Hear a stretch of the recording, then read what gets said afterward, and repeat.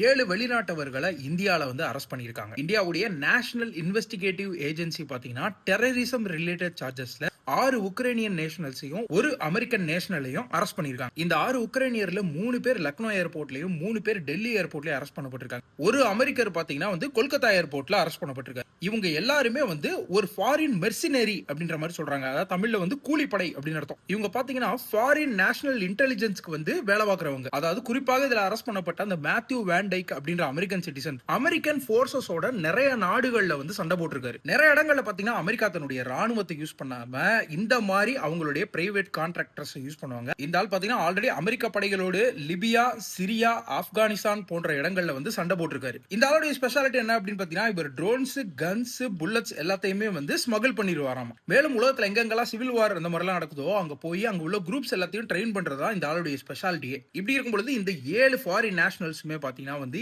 இந்தியால உள்ள மிசோரத்துக்கு போயிருக்காங்க அப்படின்றதுனால அரெஸ்ட் பண்ணப்பட்டிருக்காங்க. ஏன்னு பாத்தீங்கன்னா நிறைய ஃபாரின் நேஷனல்ஸ்க்கு இந்தியால உள்ள மிசோரத்துல உள்ள சில இடங்களுக்கு போக அனுமதி இல்ல. அதை மீறி இவர் அங்க போனது மட்டும் இல்லாமல் அங்க இருந்து இல்லீகலா பார்டர் கிராஸ் பண்ணி மியான்மருக்கு போயிருந்திருக்காங்க. சோ மியான்மரை பொறுத்தவரையிலும் ஆல்ரெடி அங்க பாத்தீங்கன்னா அங்க உள்ள மிலிட்டரி ஜுண்டா போர்சஸ்க்கோ அங்க உள்ள எத்னிக் குரூப்ஸ்க்கோ ஒரு சிவில் வார் போயிட்டு இருக்கு. சோ இவனுங்க இந்தியா வழியாக இந்த ட்ரோன்ஸ், புல்லட்ஸ், கன்ஸ் எல்லாத்தையும் ஸ்மகிள் பண்ணி மியான்மருக்கு கொண்டு போய் அங்க உள்ள அந்த எத்னிக் குரூப்ஸ்க்கு சேர்த்தது மட்டும் இல்லாமல் அவங்கள ட்ரெயின் பண்ணிருக்காங்க அப்படின்ற மாதிரி தெரிய வந்திருக்கு என்ஐஏக்கு. இது பார்க்கும் பொழுது ஏதோ மியான்மர் தானே அப்படின்ற மாதிரி இருக்கும். ஆனா உண்மையிலே பாத்தீங்கன்னா இந்தியால உள்ள அதே மிசோரத்து பக்கத்துல உள்ள மணிப்பூர்லயும் இதே மாதிரி 2 குரூப்புக்கு நடுவுலயும் ஒரு பிரச்சனை போயிட்டு இருக்கு. ஒரு பெரிய சண்டை நடந்துட்டு இருக்கு. சோ இவனுங்க இந்தியாக்குள்ள வந்தது பக்கத்து நாட்டுல உள்ள மியான்மர்ல உள்ள எத்தனை குரூப்ஸ் ட்ரெயின் பண்றதா இந்த நார்த் ஈஸ்டே டீஸ்டபிளைஸ் பண்றானுங்களா அப்படின்றது இன்னும் தெரியல. ஆக்சுவலா பாத்தீங்கன்னா எல்லா நாடுகளுக்குமே இந்தியாவுடைய நார்த் ஈஸ்ட் மேல ஒரு கண்ணு இருக்கு. அப்படி இருக்கும்போது அமெரிக்கன் மெர்சனரி ஒருத்தவர் இங்க கைது செய்யப்படுறாரு அப்படின்னு பாத்தீங்கன்னா இதுக்கு பின்னாடி அமெரிக்கன் கவர்மெண்ட் இருக்குமோ, வேணும்னே இந்தியால ஒரு பிரச்சனையை அவங்க கிரியேட் பண்ண ட்ரை பண்றாங்களா அப்படின்றது தெரியல. மேலும் இந்தியர்கள் இந்த அரெஸ்ட் பண்ணதுக்கு பின்னாடி